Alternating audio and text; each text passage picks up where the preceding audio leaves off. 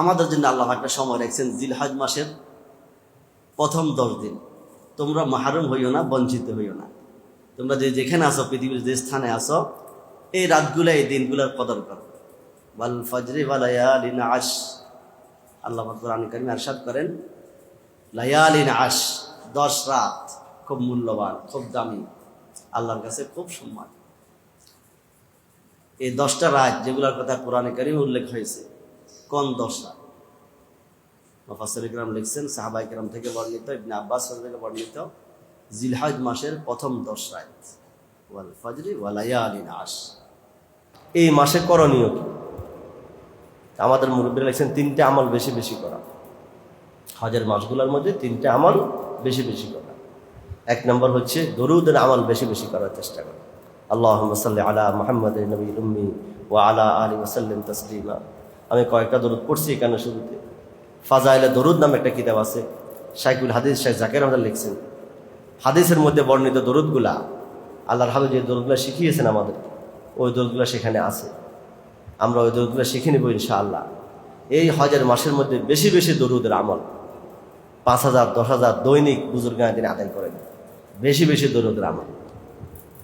আল্লাহ হাবিব ইরশাদ করেন, যে ব্যক্তি আমি নবীর রাওজাতার পাশে দাঁড়াই, আমাকে আসসালাতু আসসালামু আলাইকা ইয়া রাসূলুল্লাহ, আসসালাতু আসসালামু আলাইকা ইয়া হাবিবাল্লাহ বলবে, আমি নবী নিজে কানে শুনি। ওয়াজাবাত লাহু শাফাআতি, তার জন্য সুপারিশ করা আমি নবীর উপর ওয়াজিব হয়ে যায়। আল্লাহ তুমি আমাদেরকে সেখানে পৌঁছার তৌফিক দান করো, বারবার হাজিরা দেওয়ার তৌফিক দান করো। আমরা যারা যাইতে পারি নাই, পৃথিবীর আনাচে কাছে হাজারো মুসলমান নবীর আশেক আছে, যাইতে পারে নাই, তারা কি করবে? নবী বলেন, মান সাল্লা আলাইয়া নাইয়ান উবলিগতুহু, যারা পৃথিবীর আনাচে কানাচে আমার উম্মত, আমার আশেক, আমার উপরে দরুদ পড়বে, সেই দরুদ বিশেষ কিছু ফেরেশতা ওই দরুদগুলা নবীর রাওজা আথারে পৌঁছায় দেবে। ইন্না লিল্লাহি মালাইকাতান সাইয়াহিনা ফিল আরদ ইউবাল্লিগুনি মিন উম্মতি আসসালাম। সাইয়াহিন, ভ্রমণ করে পৃথিবী, যেখানে দরুদ পড়া হবে নবী সেখানে আসতে হবে না, নবীর রাওজা আথারে সোনার মদিনায় পৌঁছায় দিবে, নির্ধারিত ফেরেশতা আছে। তাহলে আমরা এখানে দরুদ পড়লে ইনশাআল্লাহ দরুদ কোথায় পৌঁছে যাবে? রাওজা আথারে পৌঁছে যাবে ইনশাআল্লাহ।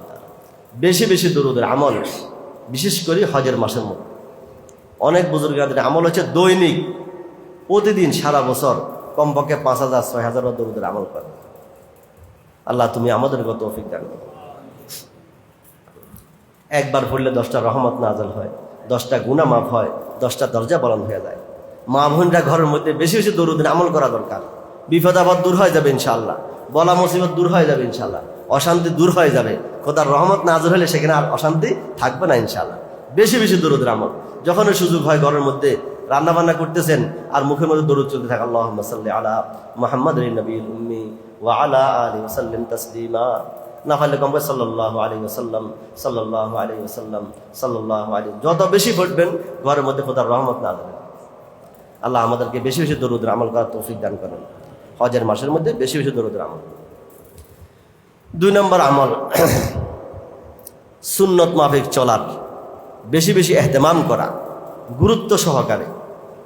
বিশেষভাবে এই দিনগুলোর মধ্যে নবীজি কিভাবে হাঁটছেন, কিভাবে চলছেন, কিভাবে খাইছেন, বাথরুমে কিভাবে প্রবেশ করছেন, বাহির হয়েছেন কিভাবে, মসজিদে কিভাবে প্রবেশ করছেন, মসজিদ থেকে বাহির হয়েছেন কিভাবে, বিছনায় কিভাবে আরাম করছেন, সর্বক্ষেত্রে দয়ার নবী, মায়ার নবী জনাব মুহাম্মদ রাসূলুল্লাহ সাল্লাল্লাহু আলাইহি ওয়াসাল্লামের সুন্নতগুলোকে প্রাধান্য দেয়া, অন্তর থেকে মুহাব্বত করা, আমল করার চেষ্টা করা, যারা আমল করে তাদেরকে মুহাব্বত করা, তাদের প্রতি সমর্থন রাখা। তাহলে হজের মাস হিসেবে 3টে আমল বললাম, দরুদের আমল, সুন্নতের ইহতিমাম, ভোর রাত্রে উঠি কান্নাকাটি। প্রত্যেকটি রাত্র এক এক রাত শবে কদর সমতুল্য সওয়াব পাওয়া যাবে। এই রাত্রগুলো ইবাদত করলে ইয়াদিলু সিয়ামু কুল্লি ইয়াউমিন মিনহা বিসিয়ামি সানাতিন ওয়া কিয়ামু কুল্লি লাইলাতিন মিনহা বিকিয়ামি লাইলাতিল কদর। জিলহজ মাসের চাঁদ উদয়ের পর থেকে প্রত্যেকটি রাত্রে ইবাদত, শবে কদর রাত্রে ইবাদত সমতুল্য সওয়াব পাওয়া যাবে। প্রত্যেক দিনের নফল রোজা, 1 বছর রোজা রাখলে যে সওয়াব আল্লাহ তাকে সেই সওয়াব দান করবে।